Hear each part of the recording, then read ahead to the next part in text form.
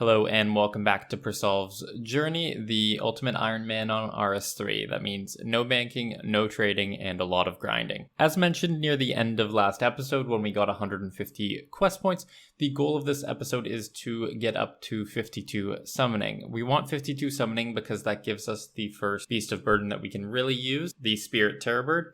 It has 12 slots and the secondary is really easy to get, and it's also a gold charm, so whenever we need a Terrorbird it doesn't take us a long time to get one. However, being an Ironman and an ultimate Ironman, the familiars that we have access to and can reasonably do are considerably lower. For gold charms, there's really only the Dreadfowl and Granite Crab pouches before level 52. In terms of the green charms, there's the most of those, with Compost Mound, Beavers, and Magpies all being somewhat reasonable to get up, but I'll probably skip the Magpie because by then I'll be on to Crimson and Blue charms. In terms of Crimson charms, it's not until 46 with the Pyrelord and 49 with the Bloated Leech that we really get any sort of familiar we can use, so getting to those levels will probably be the toughest part. And then finally on the blue charms, the Minotaurs are going to be our main way of training, as both bronze and iron bars are really easy for us to get because we just go mine it away. If we looked at the previous slides, the pouches range between 15 to 20 to 25 GP per XP. And I want to make sure I have a large buffer of coins. So we're going to target having 3 mil GP so that we can spend about a mil and a half on summoning without having our bank being broken. So we have to do some strategies to get up to that 3 mil GP before we can really start our summoning grind. Sit back and enjoy the episode. So yeah, we need to clean out our inventory first to help with our fletching grind. We're going to go for level 67 here, which means we have to get 365k experience with mithril darts, which will be quite an amount, but once we get to 67 we can do addy darts, and then we can do rune darts up to 81. So I did think about dropping these items on my main account and taking the fortunate components, but I've just felt that this GP was way more valuable on this account than extra GP that I won't ever end up using. But we're just buying up some feathers here because we can only buy a certain amount per day. We're just loading up now and we'll just keep them in our inventory. And then we got a rune pickaxe and we're just mining our mithril in the south of Varrock here. So this is a pretty quick place to drop off our ores. We just put them into the metal storage and then we can just run back south to the Varrock mine. Yeah, so the anvil's right here where we can deposit, and then just around the corner over here is the coal rock. So it's a very short walk. You can pretty much see it from the coal rock. So we finished up our mining. We got 690 coal, nice, and 739 mithril ore, and we can just go ahead and make these bars now. Having the small inventory kind of sucks. And we don't have the family crest quest done because I'm pretty sure that quest allows you to make 60 bars and then they automatically deposit in the furnace, but we require 59 magic, which we don't have yet. So we finished our smelting of the bars. We ended up with 783. So it's going to be more than enough dart tips. But let's start making some dart tips. Basically what you do is you take a full inventory of these. Then when you get the full inventory, you just hit. And because we have a high smithing level, all these start at max heat. So this strategy is really only effective once you get that max heat. But yeah, we'll just be hitting away here until they're all done. And because we do enough progress, they never get off high heat by the time we finish them. Hey, 50 smithing. We could move on to rune, but we still need to make all this mithril and addy to get our fletching up.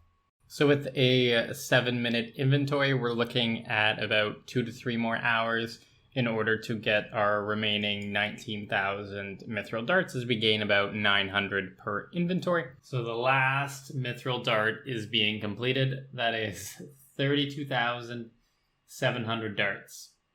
Pretty nice. That should get us barely above 67 as we gain 112 XP, and it's so quick. Let's just look at this right now. It's every tick we gain 112 experience.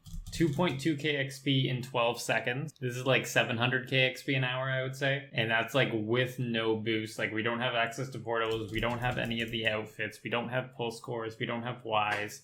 Like if you have boost, even mithril darts can be probably over 1 mil XP per hour pretty easily. And just a little tip, you can drag the dart tip onto your action bar, and then you can just hit that key and spacebar, and you'll make it without having to click it all. So it's very good for like AFKing while watching a show or something. I keep my left hand on the Z and spacebar key, and that works out very well to not having to put a lot of effort into training.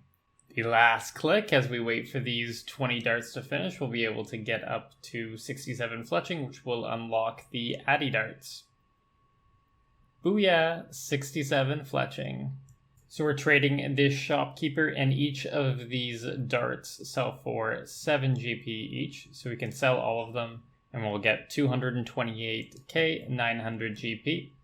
Obviously, we really didn't make that much money because we had to pay 6 or 7.5 GP for the feathers. So I went ahead and did a test of how long it takes us to get our 20 inventory slots filled up, and it's about 2.5 minutes. So that means that we're getting about 400 ores an hour if you include banking time once we get a full ore box. So about 4 to 5 hours of luminite. So we just hit 60 mining, which unlocks a new pickaxe, but we would also have to have 60 smithing to be able to actually make that pickaxe. So we're just going to stick with our lower level rune pickaxe for now. So we're able to buy this small deed too. Allows us to build a small animal pen, but we need to actually get the supplies this time. It's 10 oak planks and 75 steel nails are better, so we're going to go get those. So we're building out the small pen. This is nice because we're able to put more animals in here. The problem with chickens is that it's incredibly difficult to feed them. They can only take seeds, fruit, and vegetables. And I don't see an easy way of getting any of those things in large quantities. Right now, with 6 of them in here times 24 hours, you need about 150 per day. So I'm just loading up on some seeds and just testing how long it takes. But I probably should have researched it before because Olivia sells 110 seeds. But I accidentally stole from her seed stall. So tomorrow we'll be able to just buy from her. But if I try to trade her now, she'll complain about to the guards that I stole from her. So we just need to do this one for today. While we can't use the bank to actually bank, if you stand right beside a bank, you'll end up healing. So that's a nice little tip that we'll be taking advantage of. So a cool little feature that kind of extends to everything in this game, but if you use an action bar to do something, it doesn't interrupt what you're currently doing. As you see, my character continued mining without me having to click on the rock again. But now if I click on the atom and ore box, boom, my character stops, and now I have to click again. So for things like the ore box, the soil box, dropping items, always use your action bar with something keybounded, so that way it doesn't interrupt what you're doing currently. So I went ahead and did about like a quarter of a cache, as this is enough points to get us to 45 div. And now at 45 div, we can do the tier 2 stuffing cache, so it makes it considerably easier. So we finished our 1500 ore. We have 1500 luminite and 1500 addy ore. So we can go ahead and start making these addy bars. We have a 10% chance of getting a bonus bar because we have over 47 smithing. So by the end of this, we should have about just short of 1700 total bars. So if we look, we have 1676 bars and we need 2193 to get up to 81 fletching, which is going to be our goal here. So that is another about 500 bars we need to get. So I'm probably going to do 3 to 4 trips of luminite and addy to get that buttoned off, so we only have to do it once. And that's funny. We got 43 hit points and 1000 total from killing a king scorpion while mining luminite. That's crazy. But yay, 1k total. Hey, 35 farming. And now we're gonna check the beehives here because that should give us extra experience as well. Look at that go. Gain like 300 XP on that one. Now to build this medium pen, we need 15 teak planks and 150 mithril nails or better. So I'm going to go ahead and get that. I believe there is a teak log on the west coast, south of Artie. Here we are, the one teak tree. So we have our planks and our nails. Let's build this paddock. Nice little bit of XP there. So we're going to grab a couple sheep. In terms of feeding sheep, they're nice because they can also take flowers. So it means woad leaves are really easy to get, as we can get them unlimitedly. So we have our 2193 Addy bars, and now we can make all these Addy dart tips.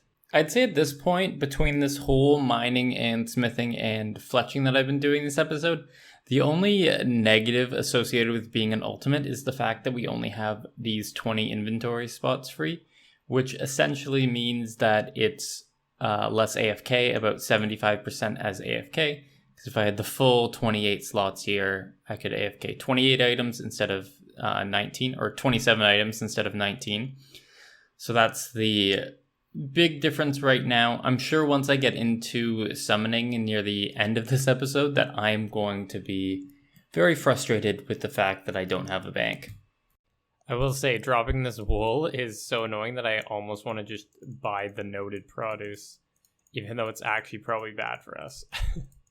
Well, that was one long grind, about 18 hours worth of smithing later, and we have our 109k Addy dart. Just need to go to a couple feather stores to pick up some feathers, and then we're going to find a nice cool place to fletch with some nice background, as we don't need to go to portables to get a portable fletcher. Because we can't, because we're an Ironman. Decided to fletch up here in Fremnik land, just to look kind of cool, you know, sit on the water by this nice little fisherman. So after a couple minutes of testing, I turned on the XP meter, and we're getting just over 800k XP per hour. 75 fletching. It's one of the requirements for River of Blood, which is a pretty important quest because that gets us the Sun Spear, which is a hybrid weapon, and anything hybrid is so good for us because we can't really reliably gear up with all three styles. 3 more XP drops, and there we go, 81 fletching.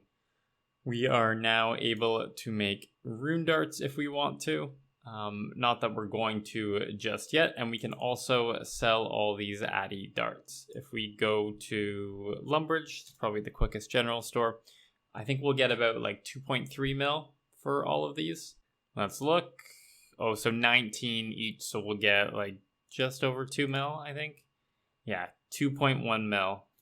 Okay, so we ended up using pretty much all of our sedimentary geodes here, and basically we got up to 41 crafting from, I think we were 39 before. Got about 20k GP and about 10k worth of spirit shards. But now we're ready. We can go start summoning. So we have a plan. So we're going to be doing Dreadfowl pouches to 10. Then once we get to 10, we're going to do Beneath Cursed Tide, which gives us a 10k XP lamp. And that lamp you need level 10 in, but like a 10k XP lamp at level 10 is so powerful. I think that gets us up to like 28 or 27. So the basic plan as of now is to kill these chickens until we get a full inventory of raw chickens, and then we can make the Dreadfowl pouches. And we now have a full inventory, so we just run back over to the obelisk, make the pouches a level 5, and then turn them into scrolls as well, just to save on inventory space. There we are, level 10 in summoning, which allows us to use that lamp from Beneath Cursed Tides, and we're just going to sell the scrolls here for 18 GP each. When you exchange these shards with Bulgrog, the guy who gives you back shards for your scrolls or pouches, you only get enough shards for 8.3 GP each, so it's actually 10 GP more to just sell them directly. So we pick up a little bit of GP and keep a little of that back, but let's go do the Beneath Cursed Tides quest. So the quest is done. We got this 10,000 combat XP lamp, we got a 5,000 fishing, 5,000 cooking lamp. So while this lamp is a cooking lamp, you can also put it into a Slayer or Herblore, but you need to be level 10 in it. And while Herblore seems like a really popular choice here, and like honestly it might be the right one, I don't want to waste early game charms too often on these like really low level familiars, so I'm going to go ahead and use it in summoning. and it got us up to level 28. So we mined some iron ore here, and now we have 300, and we needed about 200 to get the rest of them. So what we're going to do is we're going to deposit the iron ore, now deposit everything else, and now we can pick up the iron ore, and it's in our inventory without having to have all the other crap in our inventory. So we can go to Taverley now and just buy, sell at the summoning obelisk there. So you just trade this mage sticks guy, sell him all the iron ore, and now we buy it back, make the pouches, turn them into scrolls, and then from there, you rebuy more iron ore, and you rinse repeat until you've used up all your charms. The Champions Guild gives us our next upgrade, as we can pick up tier 50 magic instead of the tier 30 that we had before, and we can pick up like 300 GP for it. So that's T50 magic, and we'll have access to Water Blast here, so that the monsters we kill won't absolutely destroy us, and we won't splash everything. So we went ahead and went to Herbie Werby to do our weekly cap there. We got another 100 points and up to 39 herblore, but the one nice thing we can get is this herb bag, which is going to be very helpful for us because we can store grimy herbs into it. So whenever we pick up herbs that aren't noted, they aren't useless to us because I could just stick it here in this bag in the corner. So we're killing these exiled Calphite Guardians here. There's a nice little safe spot in the square I'm standing because they are a 2x2 enemy. They can't really reach us. So I can just stand here and kill them, and then whenever I need to go in to pick up loot, either a charm or something good, I can just go ahead and get it. So we hit 60 in the magic skill, so let's go upgrade our weapon. So we went ahead to the mage bank to pick up the Gothic Staff. It's a T60 mage weapon that we can get for free by beating Collodion in his 5 separate forms, with the Black Demon being the last form. We also pick up a nice DPS magic cape just by praying at the statue of Gothics after. So overall, this is a big upgrade to our gear. And it's also a two-handed weapon, so any auto we get when we first attack a Calphite will also be considerably higher, so big upgrade. I've noticed a marked increase in our kills per hour already, and it's only been a couple minutes. I'm loving this herb bag. So we maxed out Quorms at 50, so future Quorm drops won't really help us. But just look at all the herbs we've been able to bank up. We have 35 Guams, 50 Quorms, 25 Dwarf Weeds, just great stuff. So we just hit 66 magic here, and it's a relatively important unlock because it gives us the ability to go into the Magic Guild, which means we no longer need to go to the wilderness to pick up stuff like nature or law runes. So I'm probably going to go ahead and drop these law runes when I go to do the next bit of summoning. 46 farming from our daily run. We're getting pretty close to unlocking the cows. I think that's 49. The inventory management's starting to grind a little just because I have so much stuff stored up for summoning. We've capped out all the charms we need for 52, and we just need to do them one at a time and get all the secondaries. So I went ahead and added the items we could to the statue. As you can see, we've added a lot of skills, because I am going to destroy the statue collection bag. I can get another one later, but I just really need the pocket slot for the spirit rubies, and inventory is very vital right now. So we're also going to get rid of all of our runes as another part of emptying out our inventory. Our air and water rune stack were really low anyway. So we're doing the compost mounds first, so I can use up my stored up compost here. So as per usual, we can just sell the scrolls back instead of worrying about turning them into shards.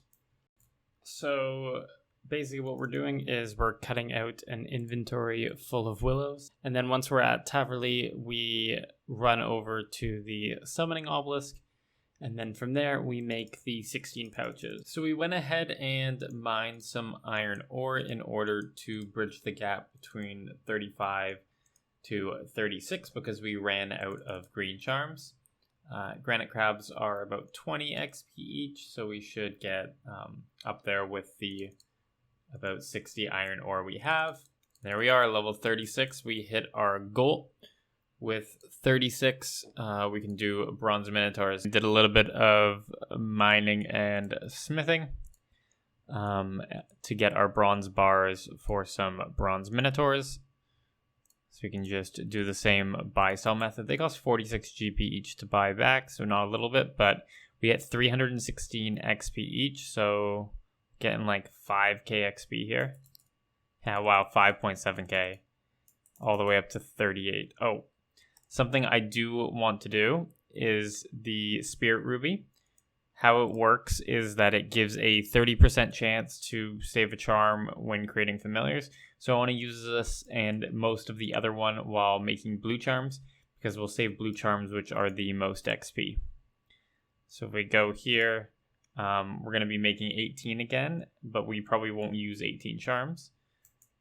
So we had 146, and now we have 137. So we saved 9 charms, that inventory. So there we are, 46 summoning. 46 summoning gives us the ability to make both Pyrelord and Iron Minotaur pouches, which we'll be using for our remaining blue and crimson charms. So we got our remaining iron bars we need. This will knock off the remainder of the blue charms and the charges on the Spirit Ruby. I wanted to make sure I did blue first, just because that way the Spirit Ruby charges get used up on blue. And the blues are done. Sell all of our iron bulrushes. They're 100 GP each, so this will be like 84k, 89k, wow. Inventory is getting a little more empty, which is really nice because this next one is actually going to take quite a while, as we can't really stock up a noted amount of them. So what we do is we teleport to the Sears Village lodestone, and then if you run south, there's this fire-making guy. He's the guy who has the fire-making cape, and he happens to have a extremely unnecessarily large stock of tinderboxes. He has 60,000 of them. I have no idea why, but he has them, so we can go buy 21 of them, and then teleport back to Taverley, and then walk from Taverley to the obelisk, and then rinse repeat until we're 52. 52 summoning, we've got our goal. I'm just going to finish off these final 100 Crimson Charms to empty out our inventory. So that's the last of our Crimson Charm. 53 summoning, and we're now able to make Spirit Terrorbirds at 52. We just need to get some raw bird meat. And here we are making our first Spirit Terrorbird pouch and summoning it. And if we switch over to our Beast of Burden inventory, we now have 12 slots. Oh, we can't put untradeable items in there. Let's just put the shards. And now we have 12 extra inventory spaces whenever we need it. We just need to get some Spirit Terrorbirds. I'm not exactly sure what we're going to be using it for now. Our next little items won't really require a ton of inventory space, but it's just a really nice thing to have. So that's going to do it for this episode of Persolve's Journey. I had a lot of fun making it. I hope you had a lot of fun watching it.